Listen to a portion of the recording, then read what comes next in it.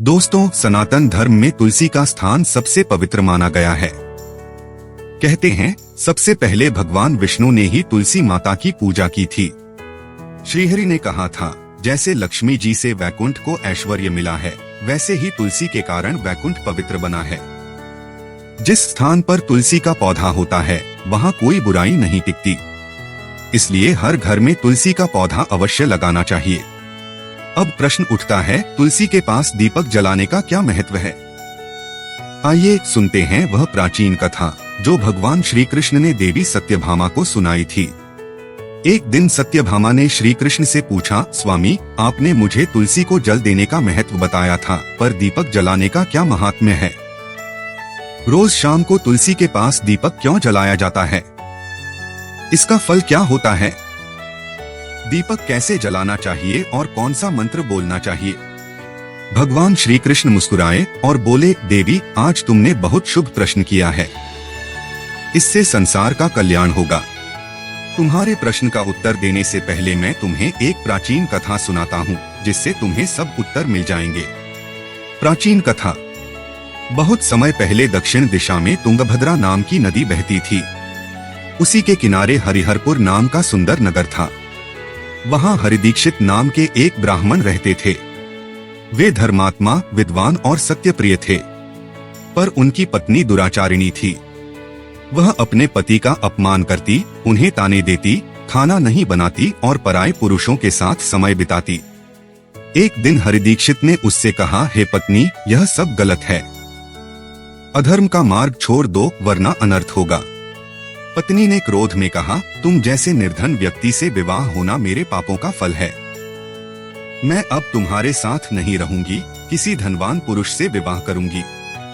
ब्राह्मण ने समझाया, पति को छोड़ने वाली स्त्री को नरक में जाना पड़ता है। पर उस स्त्री ने अपमानित करते हुए कहा, तुम्हारे साथ रहना ही नरक है।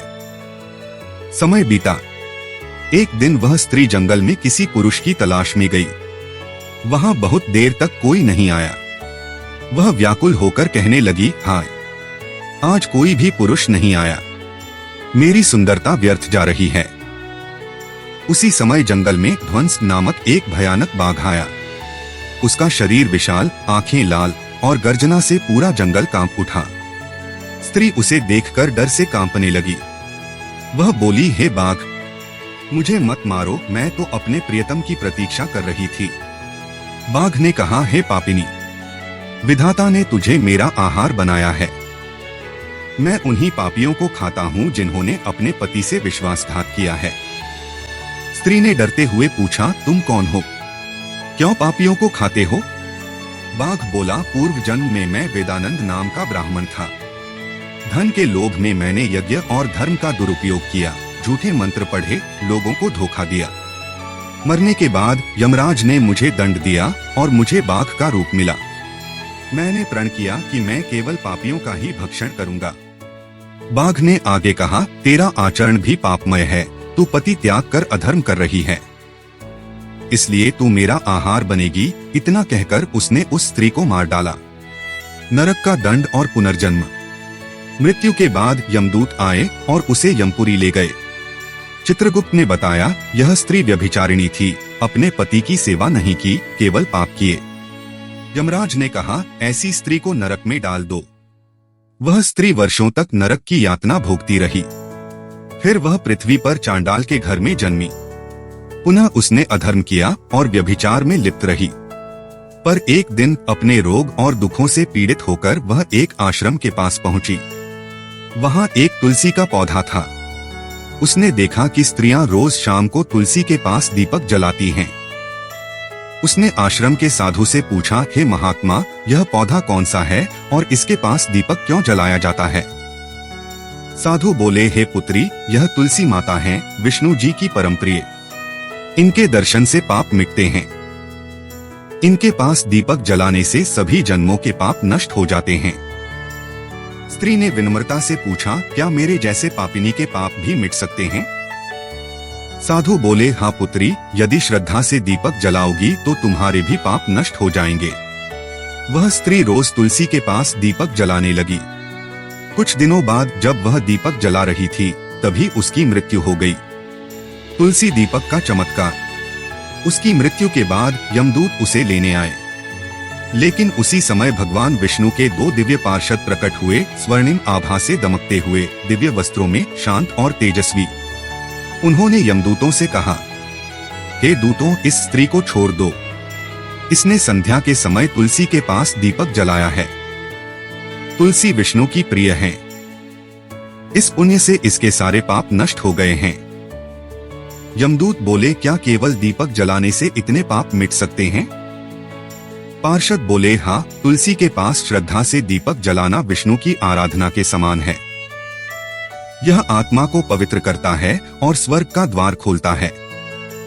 यमदूतों ने सिर झुकाकर कहा, अब हम इसे नरक नहीं ले जा सकते। विष्णु पार्षदों ने उस स्त्री को अपने साथ दिव्य विमान में बैठाया और उसे विष्णु लोक ले गए। भगवान श्री कृष्ण का उपदेश। श्री कृष्ण बोले, हे सत्यभामा, देखो, केवल तुलसी के पास दीपक जलाने से मनुष्य के सभी पाप नष्ट हो जाते हैं। जो स्त्री नित्य संध्या के समय तुलसी माता के पास दीपक जलाती है, वह सौभाग्यशाली बनती है। उसके घर में सुख, शांति, समृद्धि और लक्ष्मी का वास होता है। दीपक जलाते समय यह मंत्र बोलना चाहिए, तुलसी देव्यै च विद्महे विष्णुप्रियायै च धीमहि तन्नो वृंदा प्रचोदयात्। श्री कृष्ण कहते हैं, हजारों अमृत कलशों से स्नान कराने से जो पुण्य मिलता है, वही तुलसी का एक पत्ता चढ़ाने से प्राप्त होता है। जो मृत्यु के समय तुलसी पत्र का जल पीता है, वह विष्णु धाम को जाता है। तुलसी के पास दीपक जलाने से नकारात्मकता मिटती है, घर में शांति और पवित्रता आती है। यह दीपक अज्ञान के अंधकार को मिटाकर ज्ञान और भक्ति की ज्योति जगाता है। जो भक्त संध्या के समय तुलसी के पास दीपक जलाकर भगवान विष्णु का ध्यान करते हैं, उनके घर में कभी दरिद्रता नहीं रहती। उनके पितृदोष, गृह दोष और अन्य कष्ट दूर हो जाते हैं। श्री कृष्ण ने कहा, तुलसी के पास दीपक जलाना केवल एक पूजा नहीं, बल्कि आत्मा की शुद्धि का मार्ग है। यह जन्म जन्मांतर के पापों को मिटाता है और मुक्ति का द्वार खोलता है। इसलिए मित्रों, हर शाम तुलसी माता के पास श्रद्धा से दीपक जलाएं, भगवान विष्णु का नाम लें।